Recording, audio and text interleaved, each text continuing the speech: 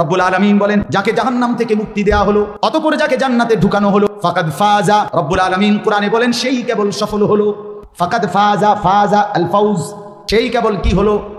তাইলে রব্বুল আলামিন বললেন জাহান্নাম থেকে মুক্তি পেলে জান্নাতে প্রবেশ করলে সফল হয়, এর আগে বন্ধু সফল হয় না। ওয়াকালুল হামদুলিল্লাহিল্লাযী আযহাবা আন্নাল হাযান, রব্বুল আলামিন বলেন হাসরের ময়দানে আমার বান্দা যখন জান্নাতি হবে আর জান্নাতের মধ্যে ঢুকবে, জান্নাতের নাজ ও নিয়ামত এক নজর দেখে আমার বান্দা বলবে, আল্লাহ আপনার সব প্রশংসা, আজকে আমার জীবন থেকে সমস্ত চিন্তা জীবনের তরে দূর হয়ে গেল। সফলতা সেদিনই মিলবে, সফল যেদিন জান্নাত মিলবে, যেদিন জান্নাত মিলবে, যেদিন রব্বুল আলামিনের সন্তুষ্টি মিলবে, রব্বুল আলামিনের সন্তুষ্টি মিলবে।